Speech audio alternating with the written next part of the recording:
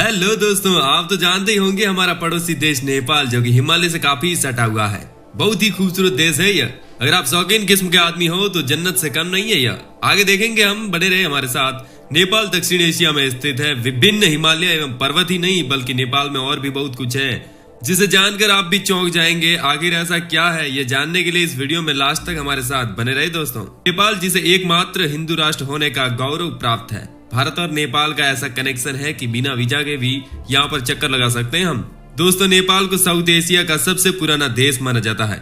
इस देश का प्राचीन इतिहास काठमांडू की घाटी से शुरू होता है। नेपाल शब्द हिंदू संत नेमी के नाम से लिया गया है जिन्होंने काठमांडू की घाटी को बसाया था और उसकी रक्षा भी की थी। नेपाल पर अलग अलग राजाओं ने बारी बारी से शासन किया, लेकिन कमाल की बात यह है कि नेपाल कभी भी किसी भी देश का गुलाम नहीं बना और इसलिए इस देश में स्वतंत्रता दिवस नहीं मनाया जाता। इस देश की जनसंख्या लगभग 3 करोड़ से भी ज्यादा है। काफी छोटा देश है, लेकिन फिर भी इस देश में 130 से अधिक भाषाएं बोली जाती है।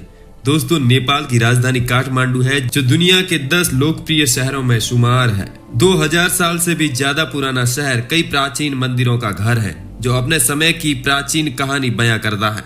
दोस्तों, नेपाल देश की पहचान माउंट एवरेस्ट से है जो सबसे ऊपर है, और तो और दुनिया की 10 सबसे ऊंची चोटी में से 8 तो सिर्फ नेपाल में ही है। भाई साहब, अगर आपको ट्रैकिंग का बहुत शौक है और कभी मूड बन जाए यहाँ जाने का तो आप इस चोटी पर जा सकते हैं, माउंट एवरेस्ट पर। लेकिन इसके लिए आप पहले पड़ाव तक ही जा सकते हैं। उसके लिए भी आपको एक अच्छी तैयारी पहले से करनी होगी। वैसे अगर आप बड़े ही शौकीन किस्म के इंसान हैं तो आप राफ्टिंग और एडवेंचर का भी पूरा मजा ले सकते हैं नेपाल में। क्या आप हो इतने शौकीन आदमी तो नीचे कमेंट में जरूर बताएं। दोस्तों, नेपाल पानी इकट्ठा करने में दुनिया का दूसरा सबसे बड़ा देश है।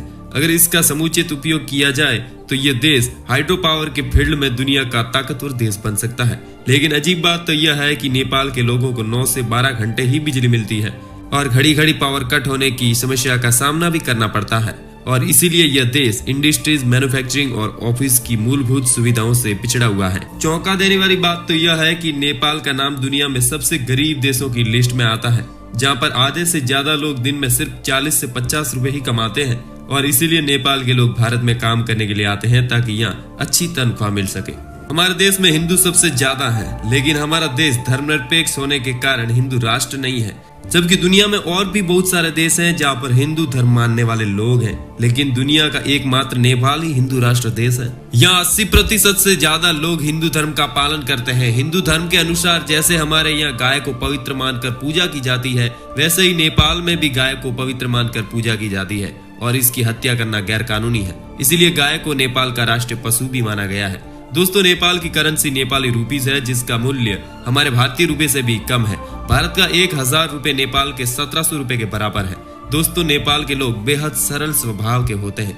यहाँ के लोग हाथ नहीं मिलाते बल्कि भारत की तरह हाथ जोड़कर नमस्ते करते हैं और यहाँ माहौल काफी दोस्ताना है। एकता और देशभक्ति की भावना से लोग सर्वश्रेष्ठ शिक्षित हैं। नेपाल में धर्म के नाम पर कभी दंगे फसाद नहीं हुआ, जबकि यहाँ पर 80 से भी ज्यादा धर्म के लोग निवास करते हैं। यही कारण है नेपाल के लोगों को इतना खुशहाल जीवन बिताने के पीछे।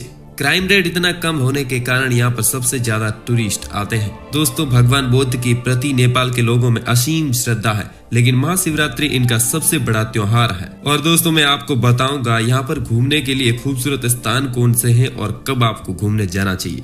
तो बने रहे और वीडियो को पूरा एंजॉय कीजिए। दोस्तों, सबसे पहले मैं बताऊंगा फोवा झील बसा हुआ है पोखरा में। आप इस रमणीय झील के पास बैठकर घंटों बिता सकते हैं और आपको समय का आभास भी नहीं होगा। मन को भरपूर शांति मिलेगी। भूला न पाने का नजारा आपको इसकी शांति लहरों में खोने पर मजबूर कर देगा। पोखरा नेपाल दर्शनीय स्थल अन्नपूर्णा सर्किट के द्वार के नाम से मशहूर है और आपको यहाँ पैराग्लाइडिंग करने का सुनहरा अवसर भी मिल जाएगा। इसके बाद नेपाल की राजधानी व पर्यटकों की प्रसिद्ध जगह जहां आप आकर माउंट एवरेस्ट का अलौकिक नजारा देख पाएंगे। आपको यहाँ ट्रैकिंग से संबंधित आवश्यक वस्तुएं भी मिल जाएगी। यह जगह सिर्फ रोमांचकारियों के लिए ही नहीं बल्कि धार्मिक यात्रियों के लिए भी प्रसिद्ध है, क्योंकि यहाँ हिंदू मंदिर पशुपतिनाथ, बौद्ध का बौद्धनाथ व स्वयंभूनाथ है। यहाँ आकर आप नेपाल का पारंपरिक स्वादिष्ट भोजन भी चख सकते हैं। क्या आप हिमालय के नजारे का लुत्फ उठाना चाहते हैं? यदि हाँ, तो एक अद्भुत जगह और भी आपको मैं बताता हूँ। यहाँ से आप हिमालय की समय दर समय बदलते देख सकते हैं। यात्री इसी अतुल्य दर्शन को देखने के लिए दूर दराज से यहाँ पर आते हैं। सूर्योदय व सूर्यास्त के दृश्य का दीदार यहाँ पर बखूबी किया जाता है। नेपाल का दर्शनीय स्थल, इसका नाम सबसे ऊपर आना चाहिए था। फिर दोस्तों आप जा सकते हैं भक्तपुर नेपाल में। वास्तुकला व हिंदू मंदिर के लिए सबसे प्रसिद्ध जगह है। आपको यहाँ पर बहुत से मंदिर दिखेंगे, अपनी कला व वास्तुकला का प्रदर्शन करते दिखेंगे। भरतपुर दरबार स्क्वायर आकृति मूर्तियां व कलात्मक से विश्व प्रसिद्ध है। यहाँ पर खरीदारों की भी बहुत भीड़ लगी रहती है। नेपाल की कुछ यादगार वस्तुएं, मिट्टी से बनी हुई चीजें, कठपुतली, हस्तशिल्प आदि चीजों को दुकानों से यहाँ पर भीड़ लगी रहती है और जहाँ से आप खरीद सकते हैं। यहाँ पर खरीदारी करने के लिए लोगों की भीड़ इस कदर लगी रहती है जैसे मधुमक्खियों के छत्ते के पास मधुमक्खियां खड़ी रहती है। आपको इसलिए इस वस्तुओं को जरूर चुनना चाहिए क्योंकि कुछ खास है इनमें। सागरमत नेशनल पार्क 1148 वर्ग किलोमीटर में फैले इस जगह पर विश्व की सबसे ऊंची पर्वत चोटी माउंट एवरेस्ट स्थित है। इसके अलावा कई अन्य चोटियां हैं जैसे लोहोत्से, चोओह्यू, थमसेरकू, नबुत्से, अम्बड़म, पुनहोरी। पहाड़ों के सुंदर नजारे के साथ ही साथ यहाँ पर बहुत सारे पेड़ पौधे जीव जंतुओं पे आवास करते हैं। स्नो लेपर्ड यहाँ पर आपको बहुत आकर्षण करेगा। प्राकृतिक वातावरण की पूरी छुट्टी आपको यहाँ पर मिल जाएगी। यह स्थान मुख्य रूप से ट्रेकिंग और अद्भुत नज़ारों के लिए बहुत ही प्रसिद्ध है। दोस्तों नेपाल में और भी बहुत सारे पार्क, झीलें और घूमने के लिए कई स्थान हैं, लेकिन इस वीडियो में मैं आपको इतना ही बताऊंगा वरना वीडियो काफ़ी लंबा हो जाएगा। अगर आप यहाँ पर घूमना चाहते हैं तो अक्टूबर से दिसंबर के महीने में यहाँ घूमने के लिए सबसे अच्छा समय माना जाता है क्योंकि इस दौरान मौसम साफ रहता है। आप अतुल्य सुंदर नज़ारों का दीदार कर सकते हैं। अप्रैल से जून तक मौसम में कड़ी गर्मी से भरा हुआ महीना रहता है। हो सके तो इस महीनों के दौरान यहाँ पर यात्रा करने का विचार आगे बढ़ा दे। जुलाई से सितंबर का मौसम यहाँ पर सबसे ज़्यादा बारिश होती है, तो बारिश के समय ना जाए तो ही बेहतर है क्योंकि आपका सारा समय होटल के कमरे में ही बीत जाएगा। बारिश होने की वजह से आप बाहर घूम ही नहीं पाएंगे। तो दोस्तों अभी का जो समय चल रहा है वो नेपाल घूमने का सबसे अच्छा समय है, तो आप मूड बना सकते हैं नेपाल जाने का। क्या आप नेपाल कभी गए हैं? नीचे कमेंट करके हमें ज़रूर बताइए। इस वीडियो में दोस्तों इतना ही। मिलेंगे नए और एक्साइटिंग वीडियो के साथ, तब तक जुड़े रहे हमारे साथ।